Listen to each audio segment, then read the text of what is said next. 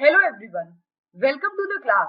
और आज की क्लास में हम डिस्कस करने वाले हैं एक बहुत ही इंपॉर्टेंट टॉपिक जिसका नाम है पॉलिनोमियल्स। स्टूडेंट्स, पॉलिनोमियल्स एक ऐसा चैप्टर है जिसके सारे के सारे कॉन्सेप्ट्स आपको अपने डे टू डे लाइफ से लिंक्ड अप दिख जाएंगे।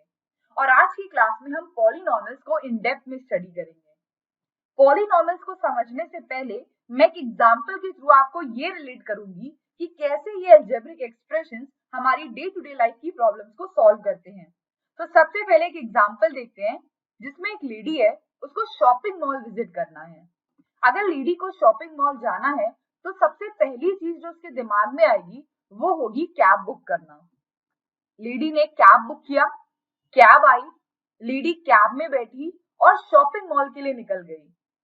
शॉपिंग मॉल पहुंचने के बाद से लेडी कैब से उतरी और वो कैब के ड्राइवर के साथ ये डिस्कस करने लगी कि आखिर उसे टोटल कॉस्ट कितना पे करना होगा।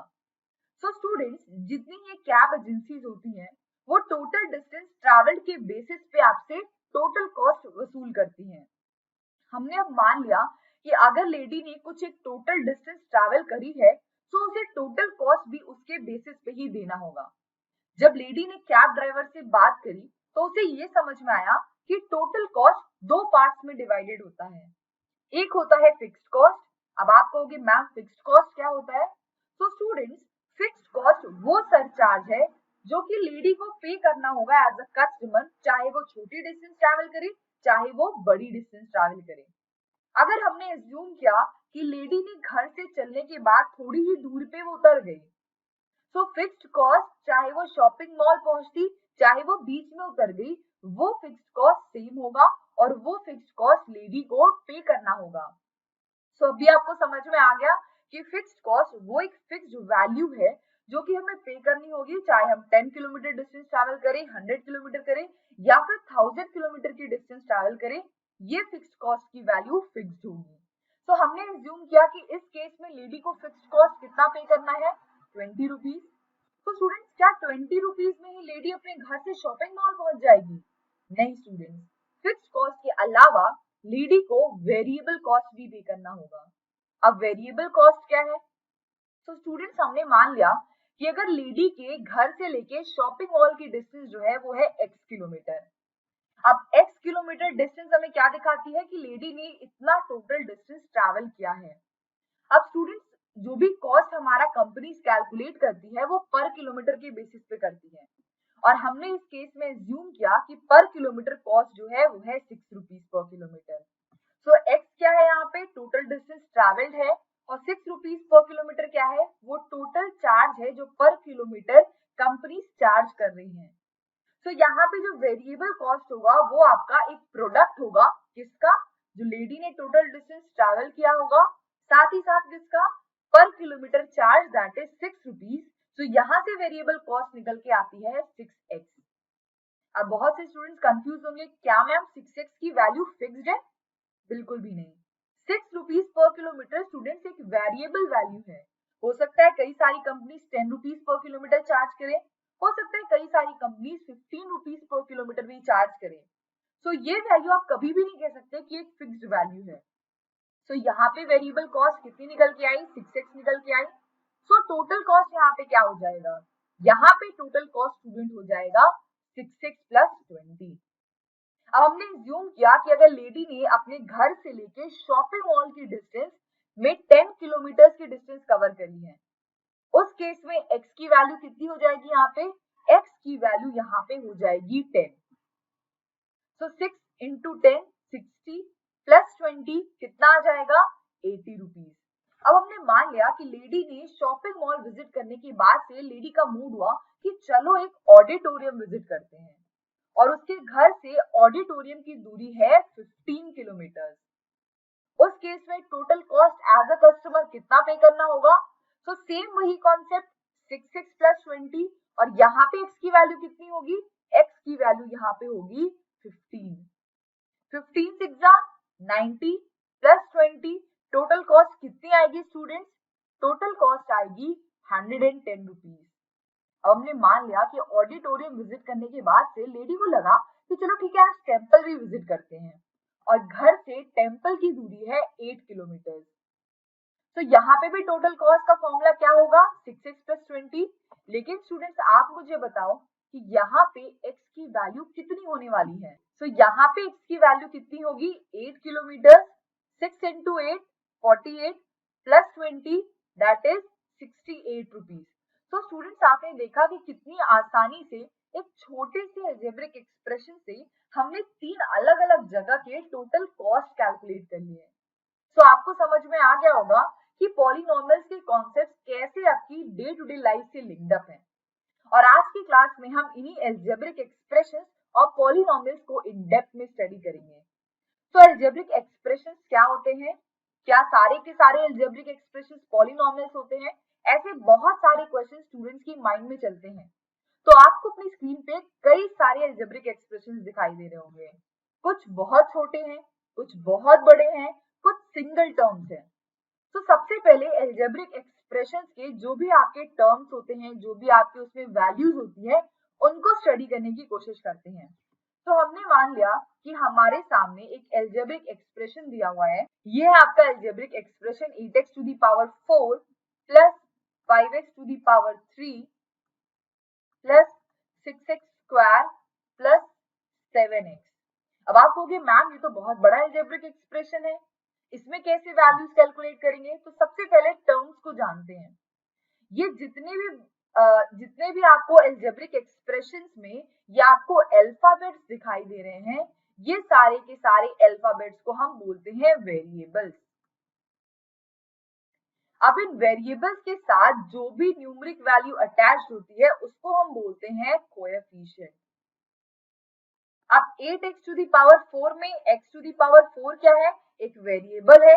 और 8 क्या है? 8 उस वेरिएबल का कोएफिशिएंट है। अब इस वेरिएबल को और इस कोएफिशिएंट को हम टुगेदर बोलते हैं टर्म।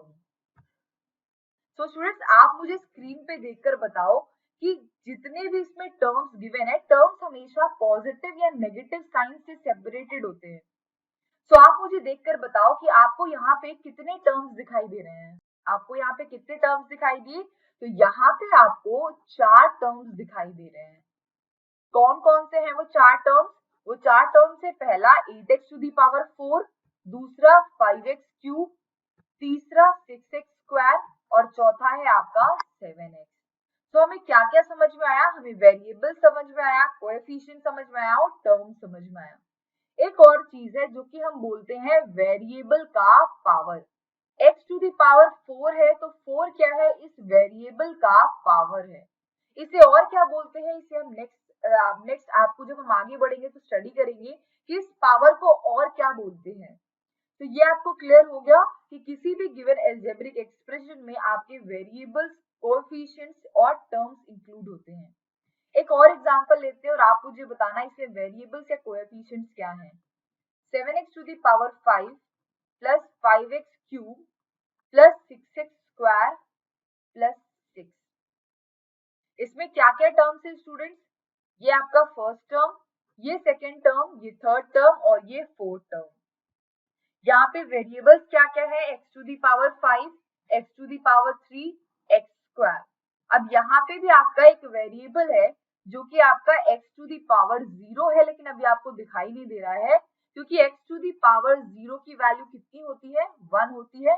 तो हमने यहाँ पे एज्यूम कर लिया कि यहाँ पे भी जो वेरिएबल है वो x टू दी पावर 0 है और वही यहाँ पे 6 के साथ एक प्रोडक्ट फॉर्म में है। तो आपको ये चीज क्लियर हो गया। अब हम जानते हैं कि एक कॉमन क्वेश्चन जो स्टूडेंट्स के माइंड में होता है कि मैम क्या सारे अलजेब्रिक एक्सप्रेशंस को हम पॉलिनॉमियल्स बोलते हैं? तो बिल्कुल भी नहीं स्टूडेंट्स। अलजेब्रिक एक्सप्रेशंस में हम उन्हें ही पॉलिनॉमियल्स कहते हैं जिनके वेरिएबल का जो पावर होता है वो एक होल नंबर होता है। अब सारे के सारे वेरिएबल्स के पावर में अगर होल नंबर नहीं आता है तो वो अलजेब्रिक एक्सप्रेशंस पॉलिनॉमियल्स नहीं कहलाएंगे। अब आप अपनी स्क्रीन पे देखो, एक एग्जांपल है under root x plus 5x square plus 6x। अगर हम इसे सिंप्लीफाई करें तो इसे हम लिख सकते हैं x टू दी पावर 1/2 प्लस 5x स्क्वायर प्लस 6x। अब आप मुझे बताओ कि क्या ये गिवन अलजेब्रिक एक्सप्रेशंस पॉलिनॉमियल्स हो सकता है या नहीं हो सकता है? तो स्टूडेंट्स ये गिवन पॉलिनॉमियल जो अलजेब्रिक एक्सप्रेशन आपको दिखाई दे रहा है, ये पॉलिनॉमियल्स नहीं हो सकता है। क्यों? क्योंकि यहाँ पे जो x की पावर है वो एक फ्रैक्शनल वैल्यू है और फ्रैक्शनल वैल्यू कभी भी आपकी पॉलिनॉमियल्स नहीं कहलाते हैं। हमें क्या समझ में आया था इस पॉइंट से कि जो भी वेरिएबल का पावर होगा, वेरिएबल का पावर कितना है 1/2, क्या ये एक होल नंबर है? नहीं है, इसलिए ये अलजेब्रिक एक्सप्रेशन पॉलिनॉमियल नहीं कहलाएगा। अब एक नेक्स्ट लेते हैं, under root x square plus 1। इसे कैसे लिख सकते हैं? X square plus 1 to the power 1/2। क्या ये अलजेब्रिक एक्सप्रेशन पॉलिनॉमियल्स होगा स्टूडेंट्स? नहीं। क्यों नहीं होगा? बिल्कुल आपने सही आंसर किया। क्यों नहीं होगा? क्योंकि यहाँ पे भी जो ये पावर होल्ड कर रहा है वो एक फ्रैक्शनल वैल्यू है। ठीक है, अब एक और लेते हैं, x square minus 25 upon x minus 5। अब आप मुझे जल्दी से सॉल्व करके बताओ कि इसका आंसर क्या होगा, क्या ये एक पॉलिनॉमियल है या नहीं है? तो स्टूडेंट्स एक्स स्क्वायर माइनस 25 को हम लिख सकते हैं एक्स माइनस 5 और एक्स प्लस 5। नीचे कितना है एक्स माइनस 5, तो ये x माइनस 5 कैंसिल आउट हो जाएगा और ये क्या निकल के आएगा, ये रिड्यूस होके रह जाएगा x प्लस 5। तो भले स्टूडेंट्स यहाँ पे ये आपका डिनोमिनेटर में था, लेकिन जब इसको हमने सिंप्लीफाई किया तो हमें मिल गया x प्लस 5।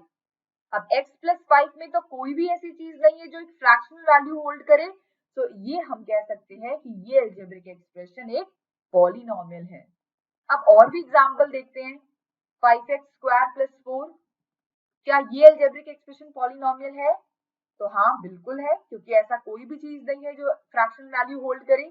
फिर बात करें 5x स्क्वायर की, ये भी आपका एक पॉलिनॉमियल है। देन बात करें 10x to the power 5 plus x to the power 100, क्या ये अलजेब्रिक एक्सप्रेशन पॉलिनॉमियल्स है? ध्यान से देखो स्टूडेंट्स, कोई ऐसी आपको हड़बड़ी नहीं है, आपको जो भी मैंने कॉन्सेप्ट सिखाया है वो आप यहाँ पे रिलेट कर पाओगे। आप देखो यहाँ पे जो पावर ऑफ अ वेरिएबल है, क्या वो एक होल नंबर है? बस इस चीज पे आप गौर करो, क्या पावर ऑफ अ वेरिएबल एक होल नंबर है? हाँ बिल्कुल है। आप कहोगे मैम बिल्कुल क्लियर दिख रहा है, x to the power 5 whole number, x to the power 100 whole number, फिर क्या दिक्कत है? फिर ये पूरा का पूरा अलजेब्रिक एक्सप्रेशन आपका पॉलिनॉमियल्स हो जाएगा। एक और एग्जांपल लेते हैं, x square minus 25 upon x minus 2। अब यहाँ पे फंस गए हम, क्यों? क्योंकि नीचे वाला टर्म तो x माइनस 2 है। अब एक्स स्क्वायर माइनस 25 को कैसे लिख सकते हैं? x minus 5 into x plus 5। नीचे कितना है x माइनस 2, अब कुछ तो कैंसिल आउट हो ही नहीं रहा है, और अगर ये वाला टर्म ऊपर जाता है तो एक फ्रैक्शनल वैल्यू हो जाएगा, इसीलिए ये आपका एक अलजेब्रिक एक्सप्रेशन तो है, लेकिन इसे हम पॉलिनॉमियल्स नहीं कह सकते हैं। अब अंडर रूट 2, ओके मैम ये तो 2 की पावर में 1/2 होगा, लेकिन स्टूडेंट्स मैंने आपको कोएफिशिएंट्स के पावर के बारे में कुछ नहीं डिस्कस किया है। मैंने क्या कहा है कि जो भी आपका कोएफिशिएंट है उससे जो भी अटैच्ड वेरिएबल है उसकी पावर होल नंबर होनी चाहिए, और अंडर रूट 2 के साथ क्या अटैच्ड है? अंडर रूट 2 के साथ अटैच्ड है x टू दी पावर 0, और x की वैल्यू कितनी है आपकी? x की वैल्यू 0 है जो कि एक होल नंबर है, इसीलिए ये भी आपका एक पॉलिनॉमियल कहलाएगा। अब एक और लेते हैं, एक और एग्जांपल क्या है, 2.3 to the power x to the power 2 plus x to the power 5 plus 9। इसमें अब आप बताओ, हाँ तो भाई फ्रैक्शन में ही लिखा हुआ है 2.3, तो क्या हम इसे कह सकते हैं कि अलजेब्रिक एक्सप्रेशन पॉलिनॉमियल्स नहीं होगा? बिल्कुल भी नहीं। स्टूडेंट्स हमें कोएफिशिएंट से तो कोई लेना देना ही नहीं है, कोएफिशिएंट से तो मतलब ही नहीं है। हमें किससे मतलब है? हमें सिर्फ और सिर्फ मतलब है वेरिएबल की पावर से। और आप देखो बहुत आसानी से देख सकते हो आप कि वेरिएबल के दोनों जगह पावर कितने हैं, वेरिएबल के दोनों जगह, और यहाँ पे भी आप देखो 9x टू दी पावर 0, यहाँ तीनों जगह वेरिएबल्स की पावर एक होल नंबर है। सो हम ये कह ही नहीं सकते कि ये आपका एल्जेब्रिक एक्सप्रेशन पॉलिनोमियल्स नहीं होगा। आपको ये चीज अभी तक दिमाग में क्लियर हुई, एक क्लियर कॉन्सेप्ट आया कि किस एल्जेब्रिक एक्सप्रेशन को हम पॉलिनोमियल्स कहेंगे और किसको नहीं कहेंगे। तो एक लास्ट एग्जांपल आप देखो, x square plus y square plus 9, क्या ये गिवन एल्जेब्रिक एक्सप्रेशन पॉलिनोमियल्स कहलाएंगे? तो बिल्कुल स्टूडेंट्स, ये गिवन एल्जेब्रिक एक्सप्रेशन पॉलिनोमियल्स कहलाएंगे। क्यों कहलाएंगे? क्योंकि इसमें जो भी वेरिएबल के पावर है वो आपके एक होल नंबर है। एक और example, -2.5 x to the power 5। अब स्टूडेंट्स, पॉजिटिव और नेगेटिव से कोई भी डिफरेंस आपके वेरिएबल के पावर पे पड़ने वाला नहीं है, क्योंकि वेरिएबल का पावर जो है वो तो एक होल नंबर है। तो -2.5 x टू दी पावर 5 भी आपका एक पॉलिनोमियल होगा। एल्जेब्रिक एक्सप्रेशन में हमने ये देखा, अब आगे कुछ और टर्म्स देखते हैं। एक और टर्म गिवन है 4x to the power -2.5 plus 6 plus 10x। ये एक example. Then √x square plus y square plus 6, और एक और example x plus 2 plus x square to the power 2। अब इन तीन क्वेश्चंस को आप सॉल्व करके बताओ कि क्या ये एल्जेब्रिक एक्सप्रेशंस पॉलिनोमियल्स होंगे या नहीं होंगे। तो अगर पहले वाले टर्म की बात करें तो हमें पता है कि हम सिर्फ और सिर्फ वेरिएबल से डील कर रहे हैं, और इस केस में वेरिएबल का जो पावर है वो एक फ्रैक्शनल वैल्यू है, इसीलिए ये एल्जेब्रिक एक्सप्रेशन आपका पॉलिनोमियल्स नहीं होने वाला है। अब सेकंड की बात करें तो सेकंड टर्म में भी सेम चीज है, x square plus y square plus 6 to the power 1/2। ये एक फ्रैक्शनल वैल्यू होल्ड कर रहा है, तो ये भी गिवन एल्जेब्रिक एक्सप्रेशन पॉलिनोमियल्स नहीं होगा। अब बात करें इस वाले की, x plus 2 plus x square to the power 2 to the power 1/2। अब यहाँ पे तो ये कैंसिल आउट हो गए, फ्रैक्शन वैल्यू खत्म हो गई, तो ये गिवन एल्जेब्रिक एक्सप्रेशन आपका पॉलिनोमियल की कैटेगरी में आएगा। इतनी सारी चीजें आपके माइंड में बैठ गई। हमने अभी तक क्या क्या स्टडी किया स्टूडेंट्स? हमने अभी तक ये जानने की कोशिश करी कि कैसे लाइफ की प्रॉब्लम्स को हम इन एल्जेब्रिक एक्सप्रेशंस के थ्रू रिलेट करते हैं, और साथ ही साथ कौन कौन से ऐसे एल्जेब्रिक एक्सप्रेशंस हैं जिनको हम पॉलिनोमियल्स कहते हैं।